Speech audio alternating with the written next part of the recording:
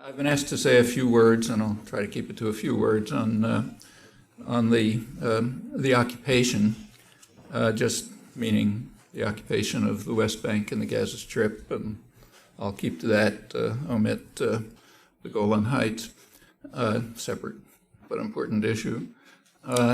Just to let you know where I stand on the matter, so no confusion.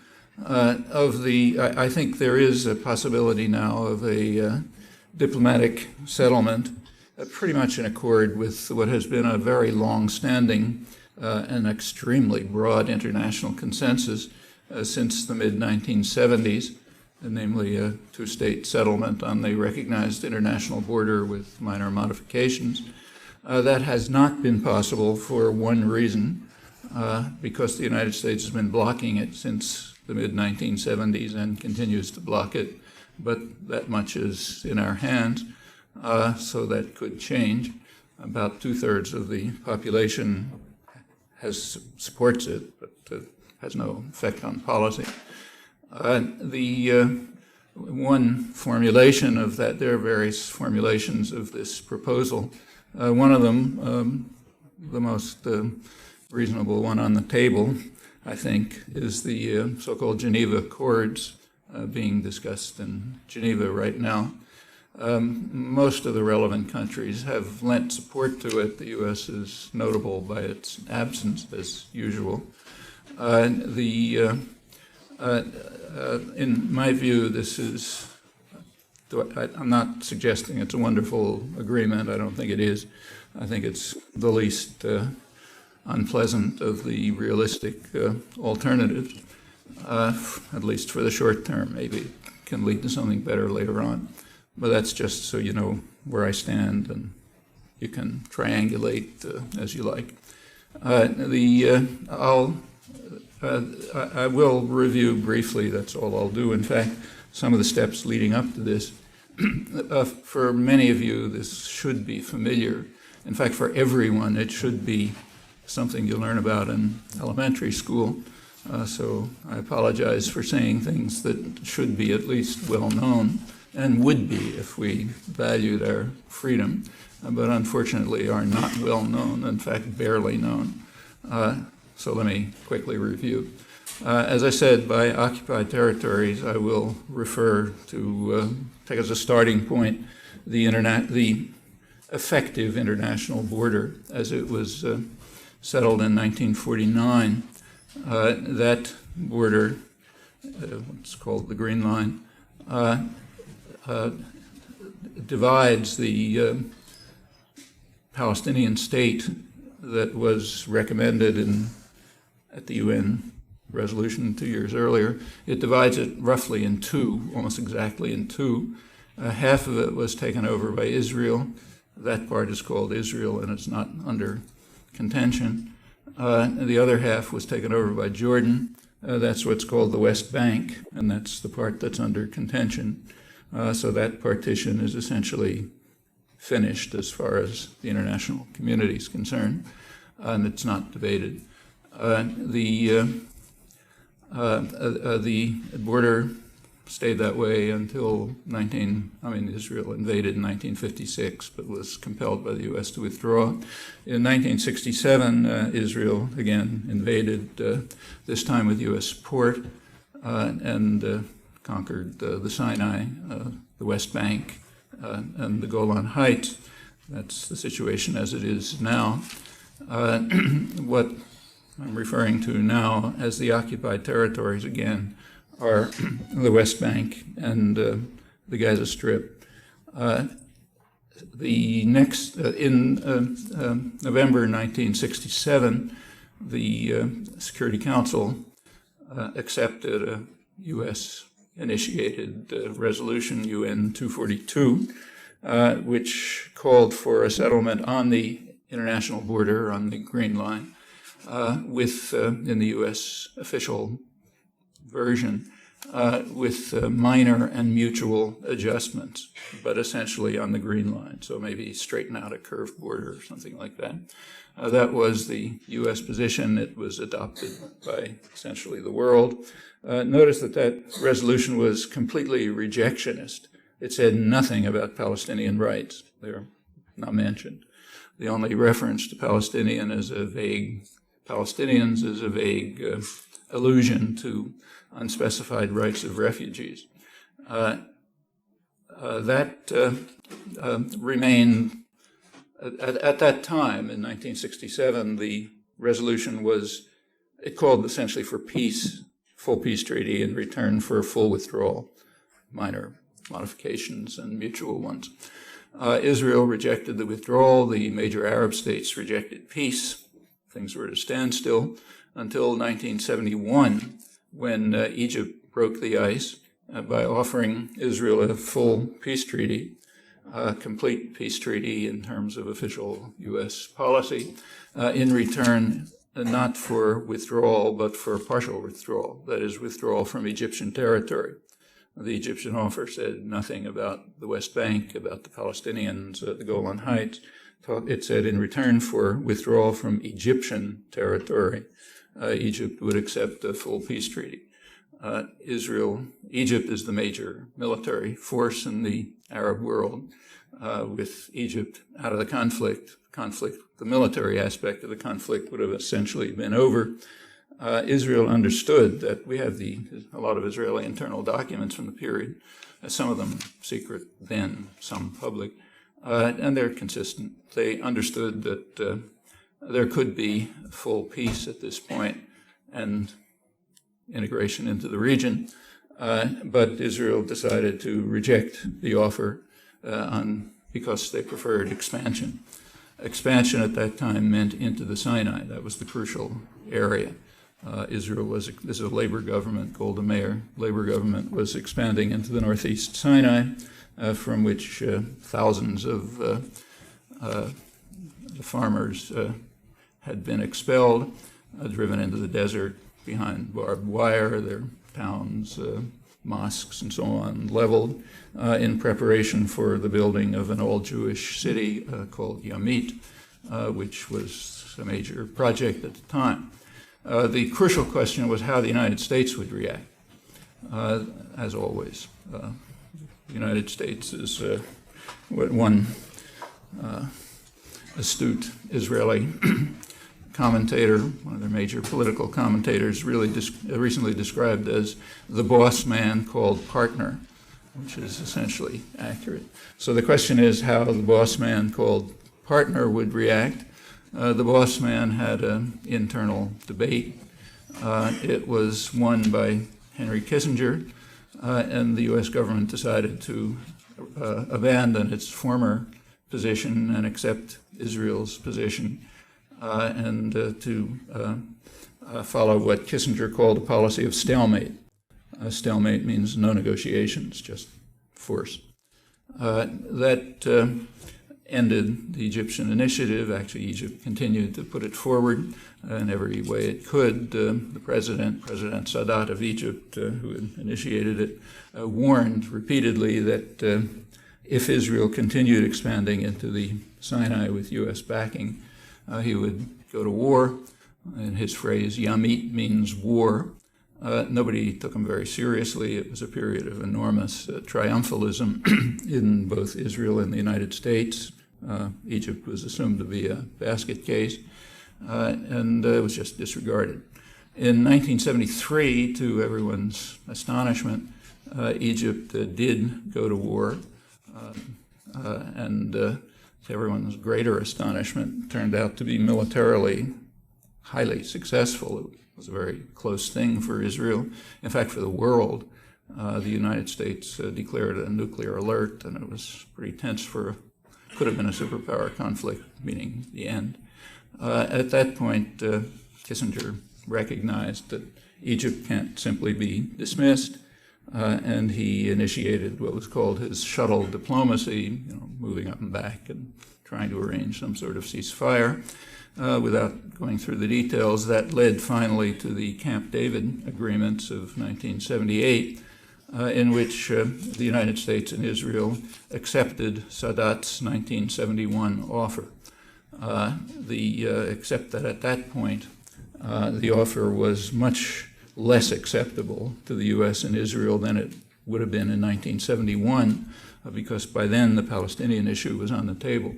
So the new Sadat offer in 1978 was that Egypt would make peace with Israel if Israel withdrew from Egyptian territory, Sinai, and also recognized Palestinian rights. That was new, not in 1971. The way this is described in the United States, it's called, and in fact in the West, thanks to the power of U.S. propaganda, it's described as a diplomatic triumph of the United States. In fact, President Carter just got a Nobel Peace Prize for it recently. Actually, it was a diplomatic catastrophe for the United States. It was an acceptance of a harsher version, from their point of view, of an offer that was on the table in 1971, which Washington had rejected, leading to a major war, almost destruction, years of tragedy and torture, and finally the U.S. Came around and accepted it. But history is written by the victors and the powerful. It doesn't necessarily have much relationship to what happened. You can check and see if you agree that that's what happened. And there's not really any controversy. The documentary record is very straightforward. By 1978, as I mentioned, by 1978, the Palestinian issue was on the table. That reached the international agenda in 1976, January 1976, when the Security Council debated a resolution calling for a political settlement on the international border, but now different from UN 242, because it called for a Palestinian state in the territories that Israel would evacuate, the West Bank and Gaza. There was a very broad international support for that. It was supported by all the Arab states, major Arab states, by the PLO, in fact, pretty much by the whole world. The U.S. vetoed it. A U.S. veto typically is a double veto. It doesn't happen, and it's vetoed from history. So you have to work hard to find out about it. That was the first overt U.S. step to block the international consensus, which still persists. Same international consensus, same blocking. Well, I won't run through the rest of the record, but from that point until the present, the United States has continued to intervene unilaterally, vetoing Security Council resolutions, voting against similar General Assembly resolutions, usually alone. Alone means with Israel, sometimes with the Marshall Islands or someone else who's picked up, but essentially unilaterally, and has also blocked all other initiatives. There have been a whole series of diplomatic initiatives, all blocked by Washington. That continues to the present. In 1991, just to move to the next step in the diplomacy, after the first Gulf War, the U.S. felt that it was in a position to, it had made it clear in the First Gulf War that the U.S. was going to dominate that region by force. Everybody else understood, everybody backed off. The U.S. was in a position to ram through its own unilateral agreement, so it assumed. The Madrid conference right after the Gulf War was called to institute the U.S. position. There was, however, a snag. There was an authentic Palestinian delegation headed by the most respected figure in the occupied territories, Haider Abdel-Shafi, a conservative nationalist, honest, renowned for his integrity and highly respected, and he simply refused to go along. He headed the Palestinian negotiation team, and they simply refused to accept the U.S.-Israeli demand that a political settlement, permit continued U.S.-backed Israeli moves to settle and integrate as much of the occupied territories as they wanted. That was the point on which the negotiations blocked. They got around that thanks to the Palestinian leadership outside Palestine. It's called the Tunis leadership, the PLO and Yasser Arafat, who decided to undercut the Palestinian negotiating team and agree to a political arrangement which would permit continued Israeli settlement. That means U.S. funded and backed Israeli settlement in the occupied territories and further integration, building infrastructure and so on. That was called the Oslo Agreement, highly praised here. Grand meeting on the White House lawn, the day of awe, according to the Boston Globe. If you read the terms of the Oslo Agreement, the Declaration of Principles, it was completely obvious what was happening. The terms did refer to UN 242, but they left out all other UN resolutions which called for Palestinian national rights. Remember, UN 242 is completely rejectionist. Nothing about the Palestinians. So the Declaration of Principles described the permanent settlement, the long-term settlement that they were going to reach, as based solely on UN 242, hence offering nothing to the Palestinians. And there was nothing in it about any bar to continued U.S.-backed Israeli settlement and integration programs in the occupied territories. The Palestinians did have a role. The Palestinian Authority was set up. Its role, as Prime Minister Rabin pointed out with great pleasure, was its role would be to control the Palestinian population by force and violence and terror. Could be as brutal as it wanted, as corrupt as it wanted. Didn't matter, as long as it kept the Palestinians under control. As Rabin put it in his usual gentle way, they would be able to control the Palestinians without concern for human rights organizations, the Israeli High Court, mothers and fathers who don't like what's happening, what their children are doing, and so on and so forth. Standard colonial procedure. It's very familiar in the history of colonialism. The imperial colonies are almost always run by collaborators, not by the imperial country. Collaborators run the political system, run security forces. One of the shocking things about the American occupation of Iraq is that it hasn't been able to duplicate, amazingly, what almost every military occupation does quite easily. Very surprising. Anyway, that was the role of the Palestinian Authority. So things continued through the 1990s with continued steady Israeli, U.S.-backed Israeli settlement and development programs.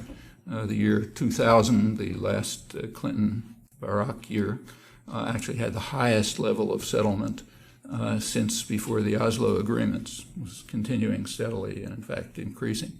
And that's the core, has been the core of the territorial problem. There are other problems, but keeping just to the occupation, it's a territorial issue, and that's the core of it. Camp David, there was another Camp David meeting in the summer of 2000 where proposals were made.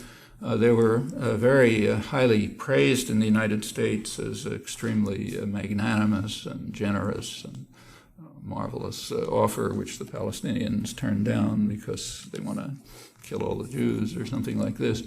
There's a very easy way to test that thesis, which was essentially unanimous in U.S. Journalism and commentary. The easy way to test the thesis is to look at a map.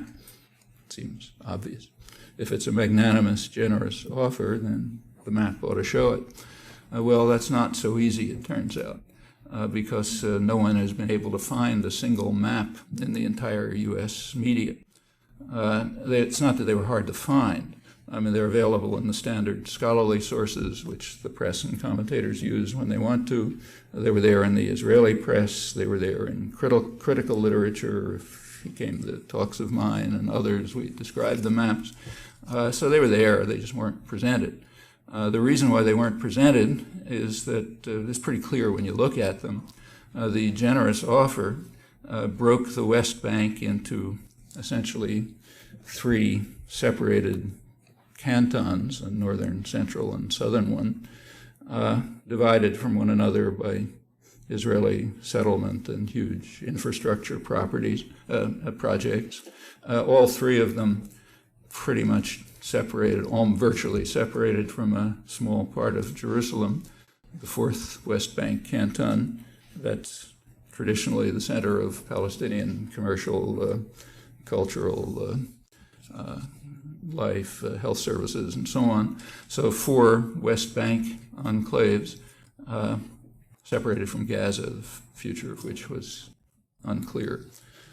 So that's what many mainstream Israeli commentators rightly called a kind of a Bantustan settlement, referring to the South African model, which was in fact a conscious model, I should say. Magnanimous from some points of view, not from others. Just to be fair to Clinton and Barak, one should say that it was a considerable improvement over the existing situation. The existing situation was that Gaza was split into 3 separate regions, 3 separate Palestinian cantons, and the West Bank was separated into 227 cantons, little areas, some a few square kilometers, basically closed off. And this was going to improve it to 4 cantons in the West Bank and presumably 1 in Gaza. So it was an improvement. It's worth remembering that 227 and 3, because the current roadmap, of the quartet, it's usually called the U.S. roadmap, calls for, out in the distance sometime, a return to the status quo as of 2000. So therefore, it's interesting to remember what the status quo was in 2000. 227 Palestinian cantons in the West Bank and 3 in Gaza. That obviously wasn't going to go anywhere. However, negotiations did continue. After the Intifada broke out shortly after, negotiations continued in Taba, in Egyptian city in Taba, in 2001, in January. There were informal but high-level negotiations between Palestinian and Israeli negotiators, and they reached a tentative agreement, which is available if you're interested in the Israeli press and the European press. I don't think there's never seen any discussion of it in the United States, except again around the periphery, dissident literature. There's a detailed description of it by the European Union Observer, which is accurate. It was accepted by both sides, published in the mainstream Israeli press, and it's a clear improvement over the impossible Geneva Accords. There were still points of disagreement, territorial points about, Israeli salients breaking up the West Bank and so on, but it was a step towards a more equitable resolution of the territorial problem. That was terminated. Those negotiations were terminated by Israeli Prime Minister Ehud Barak right before the Israeli elections. It was thought that ended it. We've recently learned that the negotiations continued, and they lead up to the Geneva Accords. If you take a look at the Geneva Accords, again, here you can occasionally find something looking like a map. They are a considerable improvement over the Taba proposals, which were themselves a very substantial improvement over Camp David. You could look at the details. That's essentially what's on the table now. It could be, I think, to go back to where I started, the basis for a serious political settlement that it would at least end the cycle of violence and maybe lay the basis for something better in the future. Is it just? No, it's not just. For one reason, Israel, incidentally, abandons nothing in the Geneva Accords, 0. To be precise, it abandons a little strip of territory along the Gaza Strip, which is not very important. And in return, it takes over a piece of the West Bank. But it abandons nothing in the, that's to which it's legally entitled, at least. The Palestinians do abandon quite a bit. They abandon a stretch of the West Bank, and crucially, a large section of the Palestinians are not represented at all, namely the refugees. They're not part of these negotiations, and their rights are essentially dismissed, several million people. So, in terms of justice, probably you can make all kind of criticisms of it. I should say many old friends of mine and longtime associates have signed protests against it, which I don't agree with, because I think my own view again, and I'll stop with this, that of the realistic possibilities, it's about the only one that has any chance of being implemented. In some other universe, one could think of other things, but people who are suffering and miserable and tortured can't live with promises of some other universe. They have to have solutions in this universe, at least in my view. Anyhow, that's where things stand now and how they got there as I understand it. So let me stop and turn it to you.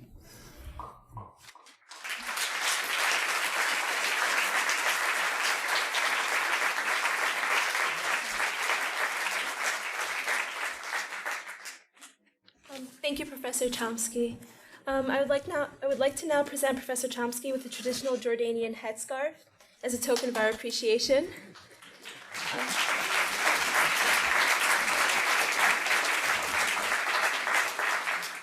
Recently, people have been associating these headscarves with terrorists and terrorism. This is unfortunate, and we would hope to fight this stereotype and reassociate these headscarves with their true cultural significance. I would now like to open the floor for questions.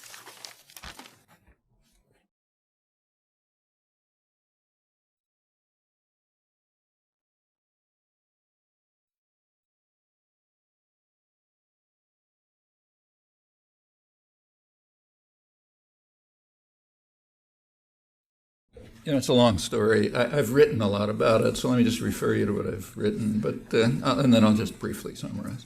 So I've been writing about it for 40 years as internal documents have been coming out, and we get a clearer picture of it. There's a summary, at least the way I understand it, in a book of mine that just came out a couple of weeks ago called Hegemony or Survival. One of the chapters is about this, and it reviews what I think the record shows. In brief, it seems to me it's roughly like this. In 1948, the Joint Chiefs of Staff, the U.S. military, was very impressed with Israel's military prowess and described them as Israel as the most powerful military force in the Middle East, second only to Turkey. Turkey was really the base of U.S. power and remains so, the main military force. And they said, well, sooner or later, we might want to think about Israel as a base for part of the U.S. system of control. What the U.S. is concerned about in the Middle East is no secret. It has the world's major energy resources, period. If it wasn't for that, it could go down the tube. And when the oil is finished, it will go down the tube unless something is done. These are serious internal problems for the Arab world, I should say. But as far as the United States is concerned, what's important is to control the oil. The U.S. at that time, in the mid-40s, State Department described the Persian Gulf resources as what they called a stupendous source of strategic power and one of the greatest material prizes in world history. The most important area in the world for foreign investment. Not a small thing, kind of important, even more so today. And the method of control of the oil resources was essentially taken over from the British. British had been the primary imperial power. U.S. was a secondary player up until the Second World War. The British, and secondarily the French, mostly controlled that region. The British technique was to establish what they called an Arab facade. That meant weak, pliable governments which would control their own populations. And behind the scenes, behind what the British called various constitutional fictions, like democracy and freedom and parliament and so on. Behind those constitutional fictions, the British would effectively rule, but the Arab facade would run it. Again, the standard imperial pattern. Pretty much what the U.S. is trying to institute in Iraq right now. It's almost copying the British model. France was a secondary power in the region. After the Second World War, the U.S. simply kicked France out on the legalistic grounds that France was an enemy country because it had been conquered by the Germans, and therefore its concessions were removed. You can do that if you're powerful. So France was kicked out. Britain was slowly reduced to the level of junior partner, and the U.S. took it over, but essentially with the British framework, Arab facades. The United States, however, introduced another level of control, what were called peripheral states, non-Arab states, which would be what the Nixon administration later called local cops on the beat. They were police headquarters would be in Washington, of course, and kind of a branch office in London, but the local cops on the beat would be the military powers around the Gulf region. One of them was Turkey. That was the main one, still the main one. Another was Iran. After they succeeded in overthrowing the parliamentary regime in Iran in 1953 and reinstituting a dictatorship, Iran was the second major cop on the beat. And the question was, Pakistan played a role, and the question was, would Israel be one of them? And that's been the issue. Well, in 1958, there was a long step towards that. There was a very, I won't go into it in detail, but it was a very important year in the Middle East, and in fact in the world, 1958. Iraq broke out of the Anglo-American condominium. There was a military coup in Iraq, and it took over its own oil resources. There was deep concern in London and Washington. The British military base was Jordan, looked as if it was under threat. The U.S. sent military forces to Lebanon, apparently equipped with nuclear weapons. The concern was that Nasser of Egypt, who was the nationalist symbol, was influencing independent nationalism in the region. The only country in the region that offered any support to the U.S. and Britain at the time was Israel. Turkey, of course, but that's taken for granted. Turkey and Iran are taken for granted, but right in the region, Israel did offer some support. The President Eisenhower and the National Security Council in 1958 internally concluded that, as they put it, a logical corollary of opposition to Arab nationalism is support for Israel as the only reliable base internal to the region, part of the periphery system. In 1967, that was just solidified. I mean, when Israel conquered, essentially it destroyed Nasser, who was the main concern of the U.S., and that was considered a great gift to U.S. power and to the facade. There was a defense of the oil monarchies against nationalism. And from then on, it's just continued. Israel's been regarded as what's called a strategic asset. In the early 70s, U.S. intelligence regarded the structure of the region, of U.S. power in the region, as based on a local tripartite alliance between Israel, Saudi Arabia, and Iran, with Turkey right in the background. Leading U.S. political figures who were concerned with the region, like Senator Jackson, expressed the same views. In 1959, the Shah was overthrown. Iran went off, became an enemy, and that just meant the role of Israel was more important. And in fact, the Israeli-Turkish alliance is extremely close. It was founded in 1958, a military alliance, that fateful year, and it's now Israel's strongest alliance after the United States, part of the whole framework of control. By now, Israel's become virtually a U.S. military base. It's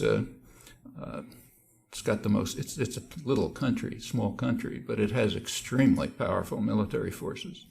It has hundreds of nuclear weapons, other weapons of mass destruction. It's, according to its own military sources, its air and armored forces are larger and technologically more advanced than any NATO power outside the U.S.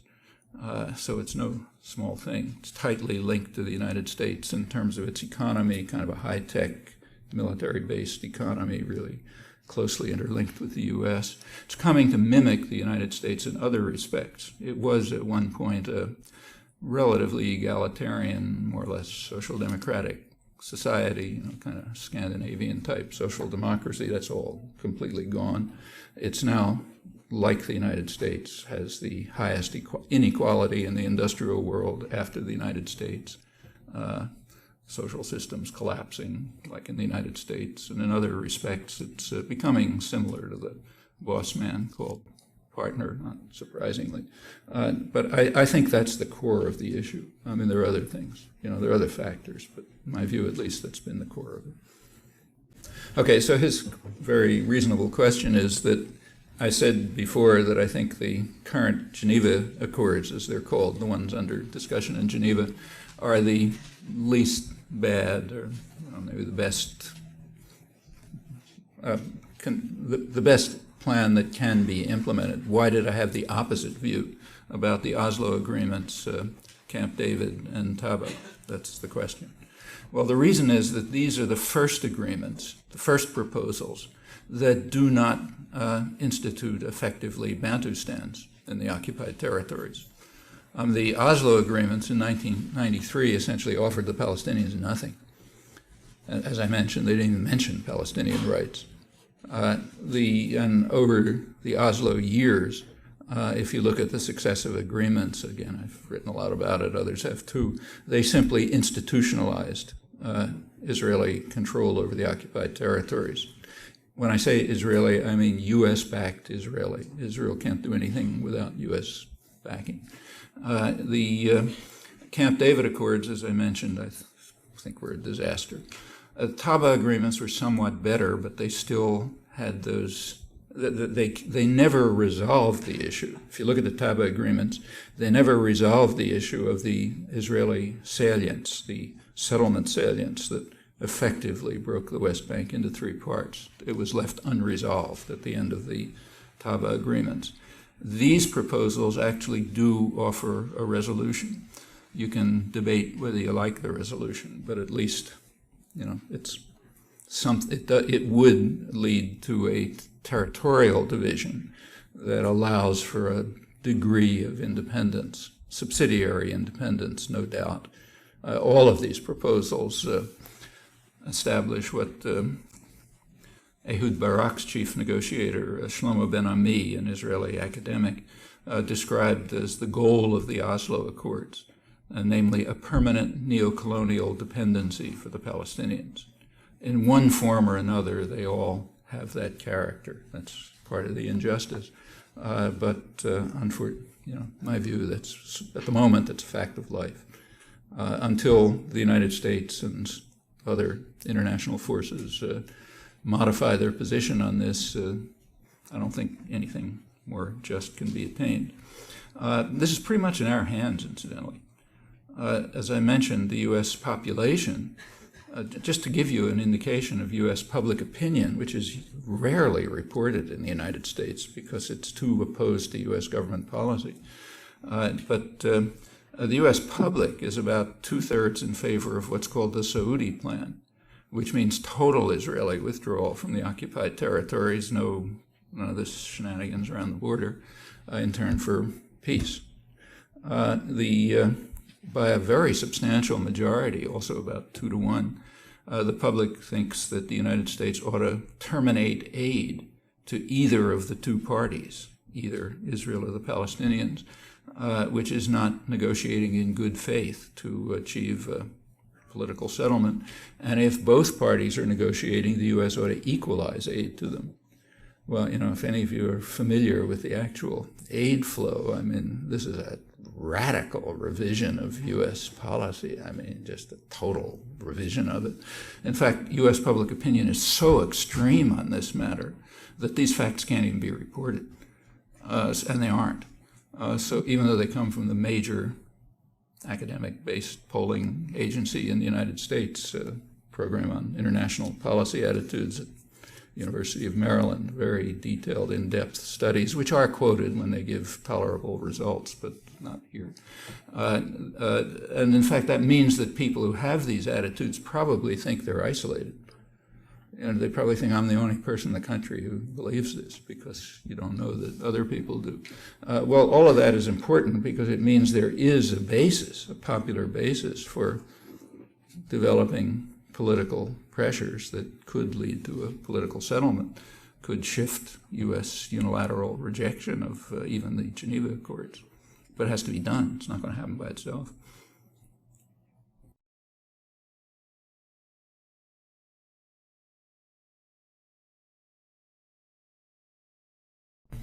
Well, actually, I haven't read the book, and to tell you the honest truth, I haven't read anything of his since for the last 30 years, ever since he was publicly exposed, very publicly, in the Boston Globe, as a liar and a fraud and a fanatic opponent of civil rights. It's all in print. I can give it to you if you like, but since then I frankly haven't bothered. The question was, have I read Alan Dershowitz's book, and what do I think about what he said about me? And, yeah. All right, that was, as far as I was concerned, that was settled 30 years ago, and I haven't really bothered since. It's astonishing to me that he's able to survive the publication of what happened then. You can look at it if you like, but if you like, I'll describe it to you. The book itself I've seen parts of because people sent me pieces, and it's just complete fraud. I mean, not even worth discussing. I don't like to give general comments without details in front of me, but if you can think of anything that ought to be commented on, I'd like to hear it. Yeah. He especially attacked, or actually claimed that he could use historians that you rely on, such as Morris, to disprove your points. Yeah. Well, actually, he's referring to, it's interesting what he does there, at least what was sent to me. I assume what was sent to me by several people, including his associates, was accurate. It's all the same. He quotes something from a talk that I gave at Harvard about a year ago. He doesn't quote from the talk, which is about a totally different... First of all, quoting from a talk is already childish and ridiculous. Nobody does it, especially when a ton of material's in print. But he didn't quote from the talk. He quoted from the Q&A, which is even more ridiculous. He quoted a comment that I made about Benny Morris in the Q&A, which was, of course, from memory and wasn't part of the talk. Turns out the quote was almost a word-for-word paraphrase of what Morris actually said. Okay, so what he quoted was a comment of mine in informal Q&A referring to Benny Morris, and in fact, almost precise, so close to accurate, it could have been in a scholarly article and no one would have noticed it. It wasn't a quote, of course, it was a paraphrase, but it happened to be almost verbatim. And that's what he says he can refute, citing Benny Morris. And I'll give you the wording if you like, but that's the way it continues. It's a joke. Well, the question had to do with Russian policy throughout this whole period and the U-turn in it in recent years. Actually, there's been no U-turn. Russian policy throughout this period was right in the heart of the international consensus. I mean, there's all kinds of issues you could talk about, but of the issues that I've been discussing, the diplomacy, Russia was no different from Western Europe as far as the diplomacy was concerned. They supported the international consensus since the mid-1970s. They continued to support it. Brezhnev put forth his own plan, which was approximately identical, and they backed all the UN resolutions. They were right in the core of the international consensus, and they still are. I mean, there is a change in policy, but in lots of ways, but not on the diplomacy of the Middle East. I mean, because there really hasn't been any change in the international position. Slight modifications, but the international position, which has just been an overwhelming consensus, has been pretty stable. It's been blocked by the United States, but no one else. But the pressure that it exerts. Doesn't exert much pressure. I mean, it did support the Arab states. So it supported the Arab states militarily. It gave some tepid support to the Palestinians, not amounting to much.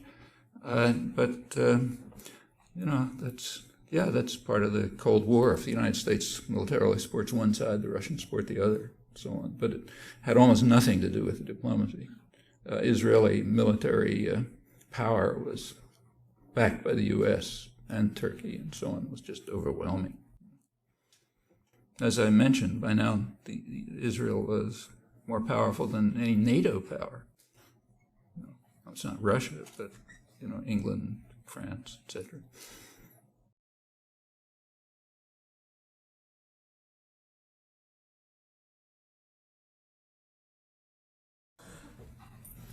Well, I mean, there are unpleasant things going on in the United States and internal to Israel, but by comparative standards, by world standards, the United States and Israel for Jews are both very free societies. So we're not under, you don't have to be afraid of the police when you walk outside. I'm saying for certain communities. Yeah, sure, for marginalized communities, true, but that's always been true. In fact, it's been much worse in the past. I mean, look, it's not good now. A lot of terrible things are happening now. So what's happening, say, under the Patriot Act, it should not be tolerated in a democratic society. On the other hand, we should also be realistic. By comparative standards, either to the rest of the world or even to recent U.S. history, it's not out of sight. I mean, the programs of internal repression that ran through the Kennedy to Nixon administrations were much more serious than what's happening now. They're also not reported much because, wrong story, but COINTELPRO, the counterintelligence program, which was run by the National Political Police, the FBI, from Kennedy, actually started under Eisenhower, mainly Kennedy, Johnson, and Nixon until it was finally stopped by the courts, was, theoretically at least, was far more severe repression than anything that exists now. I mean, it went all the way to political assassination. It was really no joke.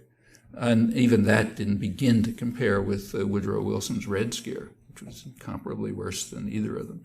So there has been a general improvement. I mean, Ashcroft would doubtless like to drive it back, and there's plenty of things that should not be tolerated. But the repression is restricted in the United States to highly vulnerable people. Of course, that's not a compliment, but and it shouldn't be tolerated. But it's realistic, and by comparison with other parts of the world, it's hardly repression. And for Jews in Israel, it's the same. For Palestinians, of course, it's a vicious and harsh military occupation, as it's been for 35 years. I mean, it's different than it was in earlier years, so going to be more black faces in Harvard and MIT than there were 30 years ago. On the other hand, if you take a look at the prison population, I mean, it's just outrageous. A huge part of the black and Latino population are simply thrown into jail. That's mainly what the drug wars are about. It's a device for getting rid of superfluous people by tossing them into jail. And that certainly should not be tolerated. But again, if you go back, say, to 30 years, 35 years, COINTELPRO reached the point of literally assassinating black organizers, assassinating them. Fred Hampton was murdered in his bed in a Chicago police raid set up by the FBI, probably drugged, murdered another guy too, and nobody cared. In fact, I went to his funeral in Chicago. I think I was one of about 10 white faces in a huge black audience. And nobody cared. In fact, probably very few even know about it, because that was just what you do to people. And that's not the only case. It happens to be the worst case. But that's not happening now. Bad things are, but not that. This had to do with the assassination and the use of force by U.S. forces in Iraq and borrowings from Israel. That's been reported in the press in the last couple of days, the U.S. press and the British press, that U.S. government denies it, but reports are that they're getting Israeli intelligence to help them out with control of the population. Frankly, I tend to think that the U.S. government denials are probably accurate. The reason is that these kinds of vicious tactics are just second nature to military forces anyway. They don't have to get advice from anyone. It's not that there's some sophisticated techniques that we couldn't think of in 10 minutes. There's a limited number of ways of controlling people by violence. So maybe the denials are accurate, but it's probable that they're interacting. If you want to know what it is, they're telling you straight out, so there's nothing for me to say. There was a front page story, the lead story in the New York Times 3 or 4 days ago, a couple of days ago, was by Dexter Filkins. And, well, you read it yourself, but to me it came straight out, it seemed it was coming straight out of the Nazi archives. It quoted U.S. military officers as saying, the Arab mind understands only force and honor or something, and went on to say the way you have to control these people is by showing them that you can use force and crush them, and then they'll respect you. Well, that's very familiar. You're all Harvard students. You've read history. You know exactly what page of history it comes from. Putting aside the Nazi archives, it comes straight out of the British Empire. Take a look at the Encyclopedia Britannica. I've got the edition that was given to me on my bar mitzvah, so it's an old edition. It's 1939. But if you look at the 1939 edition of the Encyclopedia Britannica, and you look at the section on India, it's written by some British military officer who describes how the Punjabis, the military caste in India, enjoyed being beaten up. And when the British beat the shit out of them, they really respected the British for that. And after that, they kind of, followed what the British wanted. You think I'm exaggerating? Look it up. It doesn't say beat the shit out of, but other than that, it approximately says that. And that's the standard view about the natives. What you have to do is smash them in the face. They don't understand anything. They're barbarians. They like force. They love force, and they respect force. And when you do that, you got them under control. That's the Arab mind. If something like that were said about the Jewish mind on the front page of the New York Times, the country would explode. But when you say it about the Arab mind, it's okay. In fact, you can find distinguished Harvard professors who write things not very different from that, and nobody cares. So yes, the tactics are familiar. If they're getting them from Israel, I don't know. Maybe they are, but it's mostly second nature to conquerors. So suppose let's see if I understood it. If the United States secured its own resources, what would its strategy be in the region? Exactly the same as it is now, because it has nothing to do with U.S. access to those resources. And if you think about the history, you'll see that. I started from 1945, when the U.S. took over the region because it was a stupendous source of strategic power and one of the greatest material prizes in world history.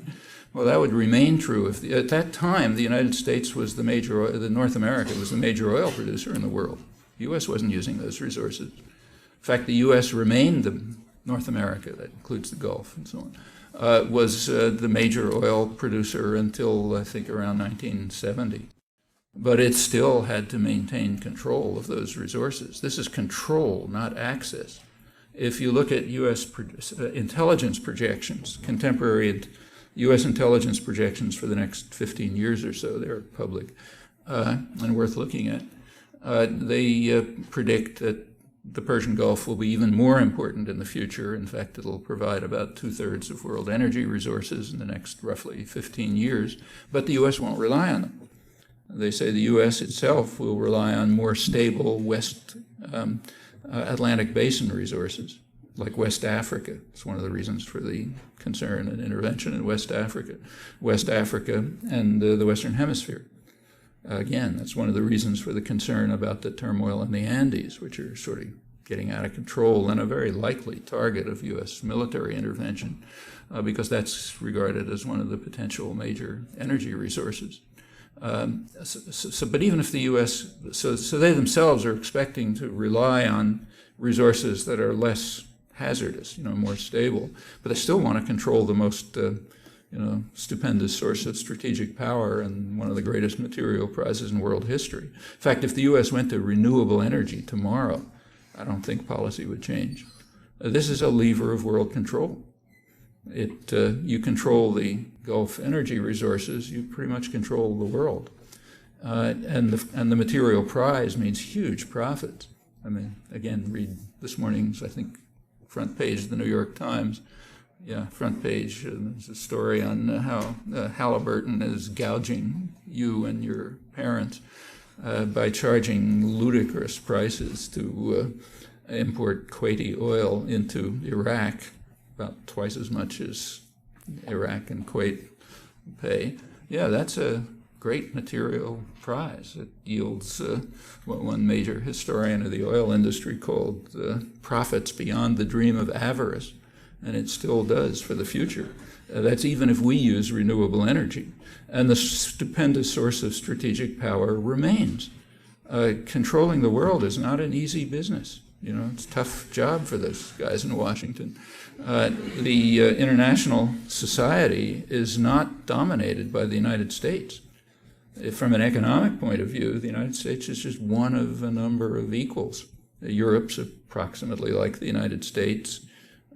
Northeast Asia has a greater gross domestic product than the U.S. does, considerably greater, about 50% greater, and holds about half of U.S. of global foreign exchange, and is the most dynamic region in the world. Also has resources. Actually, Laura Tyson, who was chair of the Council on Economic Advisors under Clinton, just described, a couple days ago, described the world economy briefly, very succinctly, in 4 words. He said the world economy is based on the principle that America spends, Asia lends. And that's more or less accurate. And that's a very fragile situation.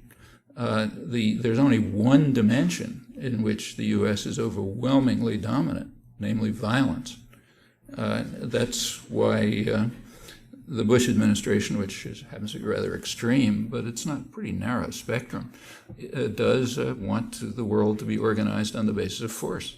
It makes very good sense, You play your strong card, and the strong card for the United States is force, not economy, not culture, not other things. It's force. The U.S. spends roughly about as much as the rest of the world combined in military force, and is technologically far more advanced. Right now at the United Nations, if we had something like a free press in the country, what you'd be reading on the front page is what's going on at the General Assembly right now. Every day, there's debates on the disarmament committee, the UN Disarmament Committee on Disarmament and International Security, or some such name, is having its meetings right now. And as usual, year after year, this goes on unreported. The world is trying to block the militarization of space and the increase of nuclear weapons, and the U.S. is preventing it. That went on under Clinton. It's going on now. The U.S. is moving on to militarization of space, which is extremely hazardous, may destroy all of us. That's no joke. Right after the U.S. announced the national security strategy in September 2002, and the invasion of Iraq, same time, 2 months later, the Space Command publicly announced its plans for the next, 10 or 15 years, in which it said that the U.S. will move from control of space to ownership of space. Well, those of you who've read the national security strategy know what that means. We don't just control the world, we own it. And space we're going to own, which means nobody else gets near it. It's going to be used for platforms for offensive weapons, highly destructive weapons, nuclear, non-nuclear. They've adopted a first strike doctrine. The world's under complete surveillance. Hypersonic drones tell you if somebody's crossing the street in, Delhi or something like that. In theory, what's being worked on are systems which would enable a command post in the Colorado mountains to instantaneously attack and destroy any target in the world without warning. and they hope with impunity, reduces the need for forward military bases, which cause various problems. People don't like them.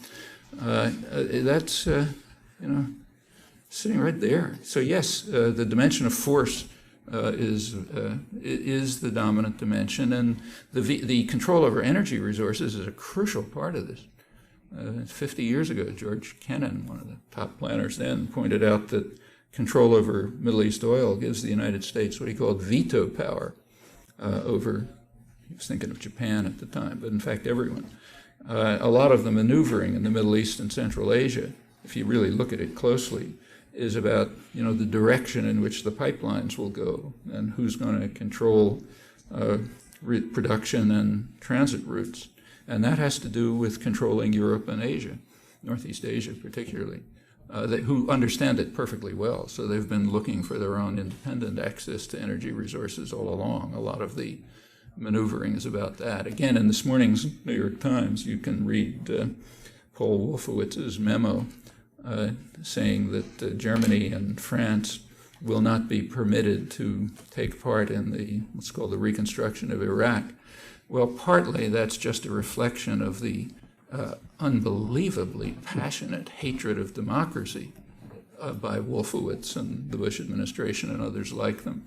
I mean, they're furious at France and Germany because France and Germany, the governments took the same position as the overwhelming majority of the population, so therefore they have to be punished. The good guys like Italy and Spain, the government overruled an even larger majority of the population, so they got to be rewarded. It's kind of intriguing about the U.S. intellectual community that this can go on alongside of, odes to the love of democracy of Paul Wolfowitz and so on. So part of it is just the normal hatred of democracy, but it's more than that. France and Germany are the heartland of Europe. That's the industrial, commercial, financial heart of Europe. And if they get access to the Middle East, that's no good. Because then they won't be under the thumb of the United States. We need that veto power. So go back to your question, shift to renewable energy. I don't think anything would change. Who would the Palestinian leaders be with the greatest chance of negotiation success? Well, in my view, that's up to the Palestinians to decide, right?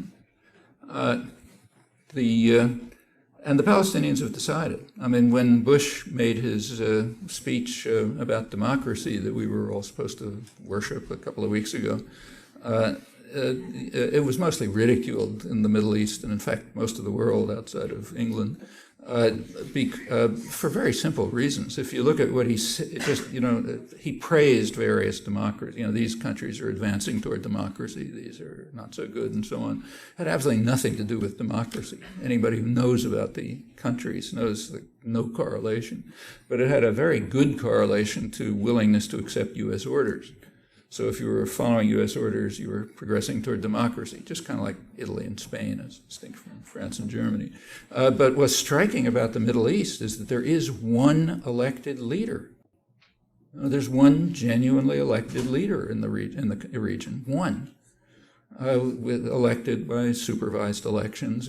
Probably not perfect, but I doubt that they were worse than the 2000 elections. Who did they elect? Well, Yasser Arafat is the one elected leader in the region. So what does the Bush administration have to say about him? Out, That's because of our love of democracy and our grand vision about democracy. I mean, I don't like him personally. I wouldn't have voted for him, but it's not up to me, that he was elected by the Palestinians. If you want to know which leader should negotiate, well, let the Palestinians pick a leadership. They've already done it. Let them pick another one. But let them do it, not Washington, not Paul Wolfowitz or other people whose contempt for democracy goes beyond discussion. Let them do it themselves. I think there are better choices, but who am I to say? It's there for them to say. And in fact, as far as Arafat is concerned, whatever you think about him, he has, by comparison, on these issues, by comparison with American or Israeli leaders, he's been far more willing to accept a diplomatic settlement. In fact, that's been considered the problem. Ever since the mid-'70s, he's been pressing for a political settlement. When Israel invaded Lebanon in 1982 with U.S. backing again, otherwise they couldn't have done it, and killed about 20,000 people and destroyed most of the South, it had nothing to do with self-defense. They didn't even pretend that it did. It had to do with getting rid of the PLO, which was becoming Arafat, as one of the Israel's leading scholar on the Palestinians put it. Very conservative guy, no doubt. Yehoshua Barat, he said that Arafat's insistence on diplomacy and negotiations are what he called a veritable catastrophe for Israel.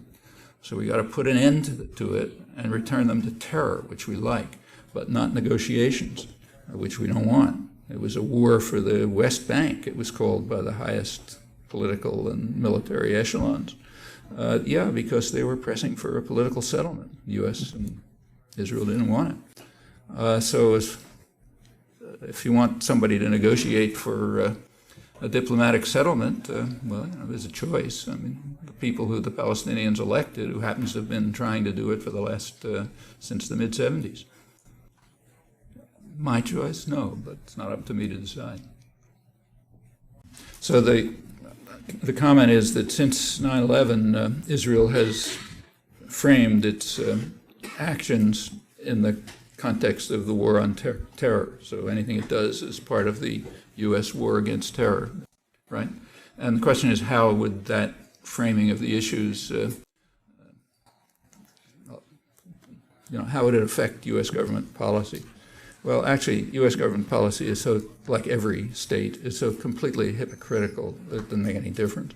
But and the U.S. is not alone in this respect. But the framing, you're correct about the framing, but remember, it's not Israel. It's just about every country in the world. So Russia, for example, was carrying out vicious atrocities in Chechnya, immediately reconstructed what it was doing as part of the war on terror, figuring they'd get a pat in the head from Washington, which they did. So the U.S. now supports openly the Russian monstrous atrocities in Chechnya. And every other government in the world did approximately the same thing. I mean, Israel and the West Bank, Indonesia and Aceh, everywhere. Other governments like the United States or England, and in fact most, instituted some kind of repressive legislation to control their own populations, usually called Protection Against Terrorism Acts or Patriot Act or something like that. Had almost nothing to do with terrorism, had a lot to do with population control. So yes, the natural response of any power system, any state, to September 11th was to increase its power and repression under the pretext of defense against terror, and Israel did the same thing. But it's across the board. You have to look hard to find an exception. Is Israel defending itself against terror? Well, take a look. Every day there's an article about the separation wall, right? This wall that's snaking through the West Bank. The Security Council and the General Assembly have tried to block it. U.S.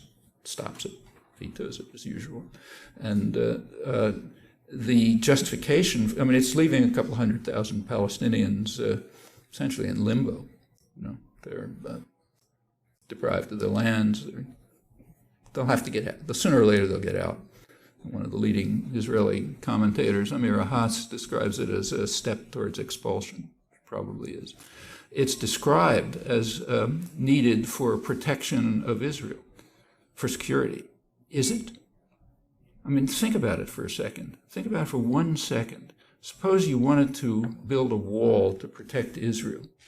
Where would you put it? Well, you'd put it a couple of miles inside Israel. If you put a wall a couple of miles inside the Green Line, you could build it 100 feet high if you want. You could have the Israeli army patrolling on both sides. You could mine it with nuclear weapons. You could do anything you want, and you wouldn't get one word of international protest. And nobody could pass it. It would be an impenetrable wall. So if security is the issue, that's what you do. You don't increase security by putting a couple 100,000 Palestinians inside the wall. Well, that is so obvious that it really takes genius not to see it. Now, ask yourself if there is a single comment anywhere pointing out that this thing can't possibly be for protection of Israelis. It's impossible. That's not where you'd put it. So why not do it that way? Well, because if you do it that way, you don't steal Palestinian land. You inconvenience Israelis who'd have to go through gates instead of Palestinians who have to go through gates that are never open. So therefore, it's no good. Well, that tells you what the wall is about. Okay, it has nothing to do with security, except for security for the Israeli settlements, which are illegal anyway. But so it's just a way of taking over, of advancing the U.S.-Israeli program of gradually integrating the valuable parts of the territories inside Israel, now under the pretext of security. But the pretext is so ludicrous in this case. You really have to admire the commentators who can't see it. And as far as I'm aware, that's 100%. I've never seen a word pointing out the obvious, which is obvious on a moment's reflection, that if you want a wall that's going to secure Israelis from West Bank infiltration, you put it 2 miles inside Israel. It's pretty obvious, isn't it? Can you think of a fallacy?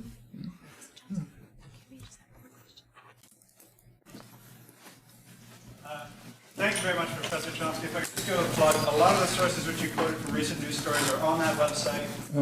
So it's a good resource because Professor Chomsky can't be here for all of us every day. Just my one question. The Associated Press this morning, and this has been going on for a while, talked about how OPEC is thinking of changing to the euro. Is this a big deal? Or is it it's a big deal. It's a very big deal. I mean, if you look at the international financial, discussions, the euro is sort of creeping up on the dollar in terms of value. I mean, by now, it's overvalued. But I mean, as a currency that people are willing to rely on, it's creeping up on the dollar. If you look at bonds that are issued, it used to be overwhelmingly dollar. Now it's close to 50-50, dollar-euro. And in many respects, the euro is a more stable currency, safer currency. So Europe, for example, doesn't have the huge U.S. trade deficit. It's not the case that Asia lends and Europe spends, to quote Laura Tyson. And people understand that. Sooner or later, Asia, OPEC, and others are going to start probably using a basket of currencies, not just the dollar, but a mixture, and they might shift over to the euro. The effect of that on the U.S. economy, I mean, nobody can really predict, but it could be extremely serious. The U.S. economy is a very fragile system. It's a very rich country and enormous advantages, but the way it's being handled economically is just a disaster. And the world knows it. They're willing to support it for some time, but when that'll break down, nobody knows. And the potential that OPEC might switch to, even in part, to the euro, as it might do, is serious. In fact, that's one of the reasons, I think, why the U.S. wants to ensure military control over the region, so that the facade doesn't get any funny ideas. I'm afraid I'm going to have to leave. Sorry.